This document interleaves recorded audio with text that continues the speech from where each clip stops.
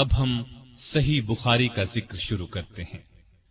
امام بخاری کی کل تصانیف میں الجامع صحیح مستند ترین کتاب ہے۔ آج دنیا میں صحیح بخاری کے نام سے کون واقف نہیں؟ اس کتاب کو عالمگیر شہرت حاصل ہوئی۔ دنیا کے ان تمام حصوں میں جہاں جہاں اسلام پہنچا، یہ کتاب بھی پہنچی۔ امام بخاری کو جن وجوہات کی بنا پر مسلمانوں نے امام المحدثین اور امیر المؤمنین فی الحدیث کا لقب دیا، ان میں سے ایک یہ مبارک کتاب بھی ہے۔ یہ رتبہ، یہ فضیلت اور یہ شرف نہ کسی محدث کی کسی تصنیف کو حاصل ہوا، نہ کسی فقیہ اور امام کی تالیف کو۔ آج دنیا بھر میں اللہ کی آخری کتاب کے بعد صحیح بخاری کا نام لیا جاتا ہے، کوئی دوسرا نام نہیں لیا جاتا۔ امام بخاری کی صحیح بخاری کا مکمل نام الجامع الصحیح المسند المختصر من امور رسول اللہ صلی اللہ علیہ وسلم و سننہ و ایامہ ہے۔ امام بخاری کے دور ہی سے اسے امت مسلمہ میں تلقی بالقبول حاصل ہے۔ جیسا کہ اصول حدیث کی مشہور کتابوں مقدمہ ابن الصلاح اور اختصار علوم الحدیث وغیرہ میں لکھا ہے، حافظ ابن کثیر نے شیخ الاسلام ابن تیمیہ سے نقل کیا ہے کہ جس حدیث کو تلقی بالقبول حاصل ہو وہ قطعی الثبوت ہوتی ہے۔ بلکہ بعض علماء نے اصول حدیث میں یہ مسئلہ بھی لکھا ہے، اگر کوئی شخص اپنی بیوی کو یہ کہہ کر مشروط طلاق دے کہ اگر صحیح بخاری میں ایک حدیث بھی ضعیف ہے تو تجھ کو طلاق ہے، تو طلاق واقع نہیں ہوتی، اس لیے کہ صحیح بخاری کی متصل مرفوع تمام روایات بالکل صحیح ہیں۔ محدثین کرام کے نزدیک سب سے اعلیٰ درجے کی صحیح حدیث وہ ہوتی ہے جس پر بخاری و مسلم اپنی کتابوں میں روایت کرنے پر متفق ہوں۔ پھر دوسرے نمبر پر صحیح بخاری، تیسرے نمبر پر مسلم، چوتھے نمبر پر بخاری و مسلم کی شرط پر ہو، پانچویں نمبر پر بخاری کی شرط پر ہو، چھٹے نمبر پر جو مسلم کی شرط پر ہو، اور ساتویں درجے پر وہ روایت صحیح ہوتی ہے جو دوسرے محدثین کی شرط پر صحیح ہو۔ شاہ ولی اللہ دہلوی اپنی مشہور کتاب حجت اللہ البالغہ میں فرماتے ہیں کہ صحیح بخاری اور صحیح مسلم کے بارے میں تمام محدثین متفق ہیں کہ ان میں تمام کی تمام متصل اور مرفوع احادیث یقیناً صحیح ہیں۔ یہ دونوں کتابیں اپنے مصنفین تک بامتواتر پہنچی ہیں۔ جو ان کی عزت و تعظیم نہ کرے وہ شخص مسلمانوں کے راستے کے خلاف چلنے والا اور بدعتی ہے۔ حالات مصنفین درس نظامی نامی کتاب میں لکھا ہے کہ امام بخاری نے 23 سال کی عمر میں 217 ہجری میں صحیح بخاری کی تصنیف کا کام شروع کیا۔ 233 ہجری میں تصنیف کا یہ عظیم الشان کام مکمل ہو چکا تھا۔ امام بخاری نے اپنی عظیم تصنیف کو بیت الحرام میں لکھا تھا۔ ابواب و تراجم کی تکمیل مسجد نبوی میں کی۔ فواد عبد الباقی کی ترقیم کے ساتھ صحیح بخاری کی کل احادیث مقررات کے ساتھ 7563 ہیں۔ دارالسلام کو یہ شرف حاصل ہے کہ صحیح بخاری کو احادیث کی فہرست کے ساتھ صرف ایک جلد میں انتہائی خوبصورت انداز میں شائع کیا ہے۔ یہاں پر یہ بات بھی حیران کن ہے کہ دارالسلام کی تحقیق کے ساتھ صحیح مسلم ایک جلد میں شائع ہوئی ہے، جس کی احادیث کی تعداد بھی مقررات کے ساتھ 7563 ہے۔ یہ ایک عجیب اتفاق ہے۔ یاد رہے کہ جب یہ کہا جاتا ہے کہ صحیح بخاری میں 7563 احادیث ہیں تو اس سے احادیث کی سندیں مراد ہوتی ہیں۔ مثلاً صحیح بخاری کی پہلی حدیث انما الاعمال بالنیات اس کے علاوہ 6 اور مقامات پر بھی آئی ہے، یعنی اس ایک حدیث کی صحیح بخاری میں 7 سندیں ہیں، جنہیں 7 حدیثیں بھی کہا جاتا ہے۔ صحیح بخاری میں بعض حدیثیں 20-20، 25-25 کی تعداد میں بھی آئی ہیں۔ چونکہ امام بخاری محدث ہونے کے ساتھ ساتھ بہت بڑے فقیہ بھی تھے، وہ ہر نئے باب میں حدیث سے نیا فقہی مسئلہ ثابت کرتے ہیں۔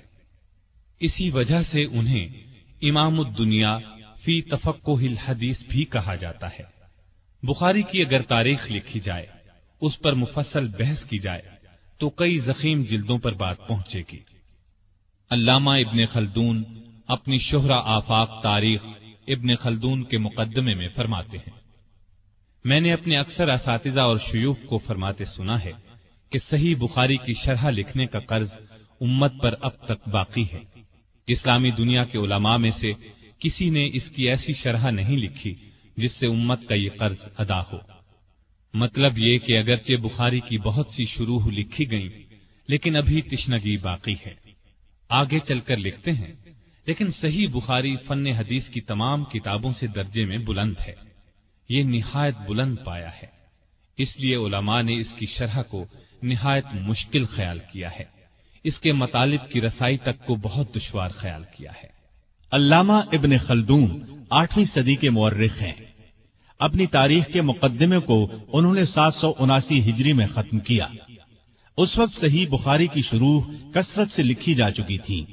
3 صدی کے بعد ہی سے اہل علم اس کی شرح کی طرف متوجہ ہو گئے تھے، لیکن جس پائے کی شرح کی طرف علامہ خلدون اشارہ کر رہے ہیں اس وقت اس پائے کی معرض وجود میں نہیں آئی تھی۔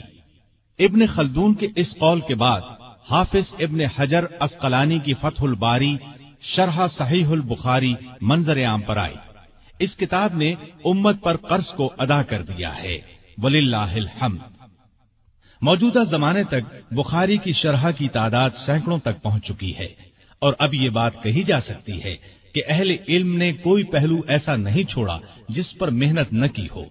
غرض تمام پہلوؤں پر بحث کی گئی ہے، تاہم امام بخاری کے خیال کی باریکی اور لطیف استدلال تک اب بھی بہت کم لوگوں کی رسائی ہو سکی۔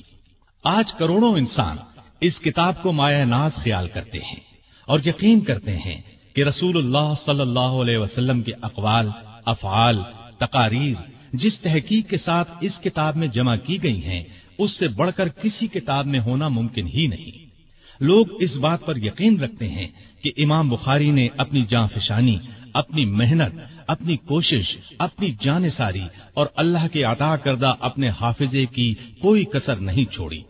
عرب و عجم، اہل حجاز، اہل شام، اہل عراق، اہل ہند، ترکی، کابلی، بربری، افریقی، رومی، روسی، بدوی، شہری، محدث، فقیہ، متکلم، صوفی سب اس کو مانتے ہیں۔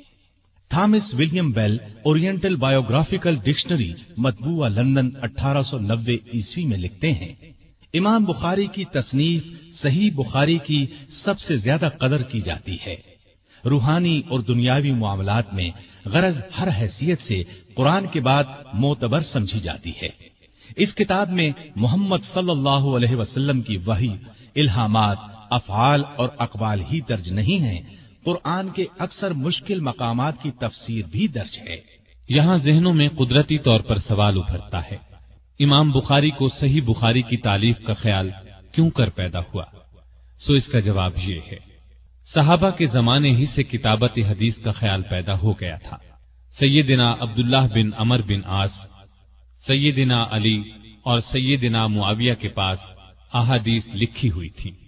تابعین اور تبع تابعین نے اس کی ضرورت کو محسوس کیا، تابعین کی نسبت تبع تابعین نے اس کی ضرورت کو زیادہ محسوس کیا۔ صحابہ رضی اللہ عنہم تو نبی کریم صلی اللہ علیہ وسلم کی صحبت میں رہے، وہ ہر بات سے آگاہ تھے۔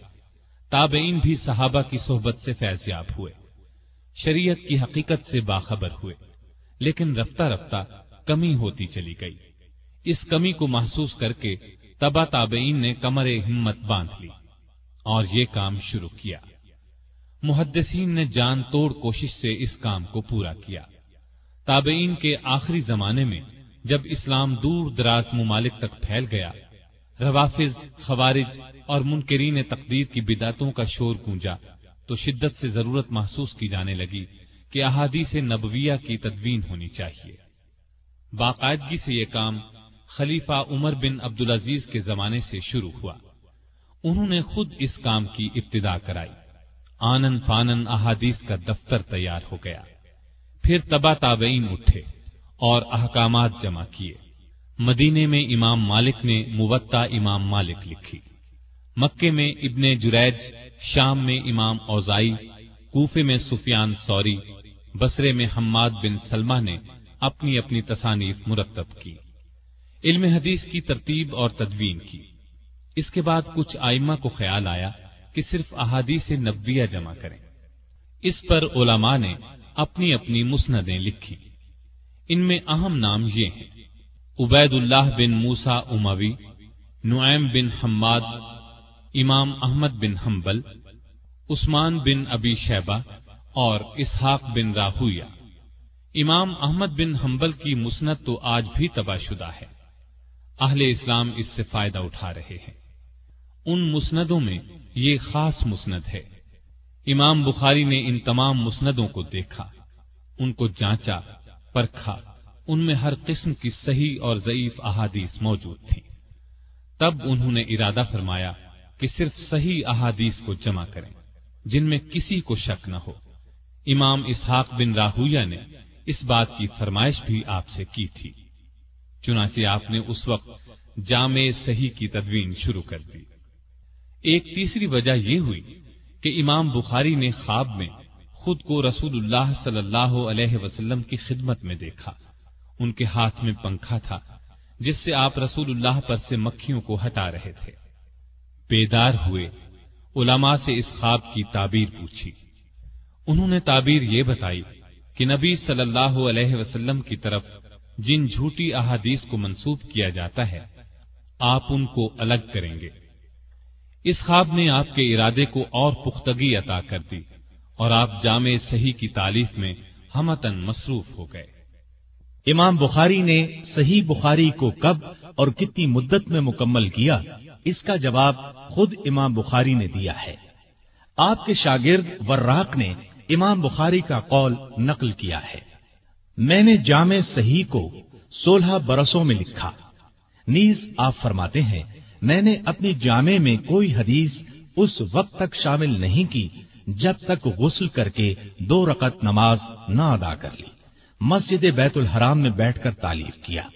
ہر 2 رکعت کے بعد استخارہ کرتا تھا۔ جب ہر طرح حدیث کی صحت کا یقین ہو جاتا تھا تب جامع صحیح میں داخل کرتا تھا۔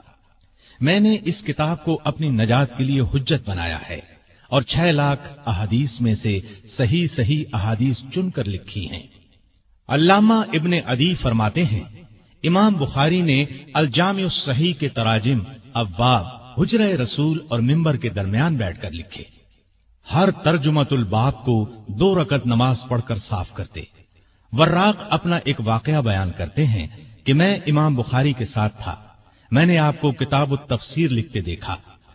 آپ رات میں 15-20 بار اٹھتے، چکماک سے آگ روشن کرتے، چراغ جلاتے اور احادیث پر نشان لگا کر سو رہتے۔ اس سے صاف ظاہر ہوتا ہے کہ امام بخاری سفر و حضر میں ہر جگہ اسی کی دھن میں رہتے تھے۔ امام ابو جعفر عقیلی فرماتے ہیں کہ امام بخاری نے بخاری کو تالیف کر کے اس وقت کے شیوخ کے سامنے پیش کیا۔ اس وقت ان شیوخ کا فضل و کمال مسلمانوں میں تسلیم شدہ تھا۔ ان میں امام احمد بن حنبل، علی بن مدینی، یحییٰ بن معین بڑے پائے کے لوگ تھے۔ ان سب نے صحیح بخاری کو نہایت پسندیدگی اور قدر کی نگاہ سے دیکھا اور سب نے اس کی صحت کی شہادت دی۔ تاہم 4 احادیث میں کلام کیا، لیکن ان 4 احادیث پر جب تحقیق کی گئی تو امام بخاری کی بات ہی درست نکلی۔ وہ 4 احادیث بھی صحیح ٹھہری۔ پھر امام بخاری نے صحیح بخاری کے تراجم ابواب میں بڑے اعلیٰ فقہی نقطوں کی طرف اشارہ کیا ہے۔ ان تراجم ابواب کی اہمیت کا اندازہ اس سے لگایا جا سکتا ہے کہ بہت بڑے محدثین نے ان تراجم کے مقاصد حل کرنے کے لیے الگ مستقل تصانیف کی۔ ان کے نام یہ ہیں: علامہ ناصر الدین احمد بن المنیر، خطیب سکندریہ، علامہ ابن رشید، علامہ زین الدین علی بن منیر، شاہ ولی اللہ محدث دہلوی۔ نیز اس سلسلے میں شیخ الاسلام حافظ ابن حجر اور علامہ عینی نے بھی حصہ لیا۔ صحیح بخاری کے ابواب میں امام بخاری بعض ایسی روایتیں لے آتے ہیں جن کی سندیں اختصار کے باعث حذف کر دی گئی ہیں۔ ان روایات کو معلق روایات کہتے ہیں۔ حافظ ابن حجر نے تغلیق التعلیق کے نام سے ایک شہرہ آفاق کتاب لکھی ہے جس میں ان روایات کی سندوں کو اکٹھا کر دیا ہے۔ یہ کتاب 5 جلدوں میں چھپ چکی ہے۔ اور اہل علم اس سے مستفید ہو رہے ہیں۔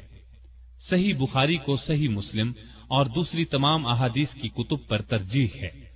امام مسلم تو آپ کے شاگرد تھے اور کہا کرتے تھے کہ امام بخاری اس فن میں ہر طرح منفرد ہیں۔ وہ انہیں سید المحدثین کے لقب سے پکارتے تھے۔ حاکم ابو احمد نیشاپوری لکھتے ہیں، اللہ امام بخاری پر رحمت نازل کرے، انہوں نے احادیث سے احکام کے اصول قائم کیے اور لوگوں کو تعلیم دے گئے۔ جن لوگوں نے لیا انہی کی کتاب سے لیا۔ صحیح بخاری کا بلند پایا ہونے کا اندازہ اس بات سے لگایا جا سکتا ہے کہ سلف سے لے کر خلف تک کے علماء اسلام برابر اس کی خدمت میں مصروف رہے۔ کسی نے اس کی شرح لکھی، کسی نے ابواب فقیہ اور تراجم ابواب کی باریکیوں کی چھان بین کی، کسی نے اس کی تجرید کی، کسی نے مشکل الفاظ کی لغت لکھی، کسی نے نحوی مسائل کے شواہد جمع کیے۔ یہاں ہم چند عربی شروح کے نام آپ کو سناتے ہیں۔ اعلام السنن، یہ امام ابو سلیمان احمد بن بستی المتوفا 308 ہجری کی شرح ہے۔ فتح الباری، یہ شرح شیخ ابو السلام ابو الفضل احمد بن علی بن حجر اسقلانی المتوفا 852 ہجری کی ہے، بہت مشہور و معروف شرح ہے۔ عمدۃ القاری، یہ شرح علامہ بدر الدین عینی حنفی المتوفا 855 ہجری نے لکھی، بہت مشہور ہے۔ ایک مشہور شرح الحافظ زین الدین عبد الرحمن بن احمد بن رجب حنبلی المتوفا 795 ہجری کی ہے۔ شرح صحیح البخاری للنووی، یہ علامہ نووی الشافعی المتوفا 676 ہجری کی ہے۔ شرح صحیح البخاری حافظ عماد الدین اسماعیل ابن عمر بن کثیر الدمشقی المتوفا 774 ہجری کی ہے۔ ہم نے ان چند شروح کے نام آپ کو سنائے ہیں، ورنہ 100 سے زائد شرحیں لکھی گئیں۔ یہ صرف عربی زبان میں ہیں، اردو اور فارسی میں تراجم ان کے علاوہ ہیں۔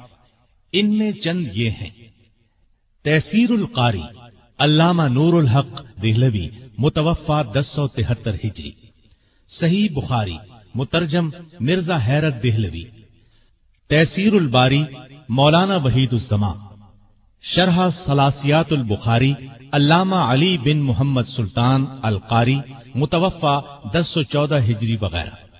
ان تراجم کی تعداد بھی 40 سے زیادہ ہے۔ صحیح بخاری کو اہل اسلام نے اصح الکتب بعد کتاب اللہ کا خطاب دیا ہے، اور یہ خطاب بہت جانچ پڑتال کرنے کے بعد دیا ہے۔ علامہ فربری کا بیان ہے کہ امام بخاری کی زندگی میں بھی ان سے 90,000 آدمیوں نے صحیح بخاری سنی۔ آپ کے درس میں ہزارہا آدمی شریک ہوتے تھے۔ صحیح بخاری پر مستخرجات بھی لکھے گئے ہیں، جن میں سے حافظ ابو بکر الاسماعیلی کی المستخرج ایک عظیم کتاب ہے، مگر یہ کتاب ابھی تک شائع نہیں ہوئی۔ مستخرج اس کتاب کو کہتے ہیں جس کا مصنف پہلے کی کسی کتاب کو منتخب کر کے اس کی تمام احادیث کو حتی الامکان اپنی سند کے ساتھ اس سابق کتاب کے استاد یا استاذ الاستاذ سے روایت کرتا ہے۔ ان مستخرجات کے بہت سے فائدے ہیں جنہیں علم حدیث کے طالب بخوبی جانتے ہیں۔ صحیح بخاری کے مختصرات بھی لکھے گئے ہیں، جن میں زبیدی کی تجرید بخاری بہت مشہور ہے۔ اسے بھی دارالسلام نے اردو زبان میں بہترین آب و تاب کے ساتھ 2 جلدوں میں شائع کیا ہے۔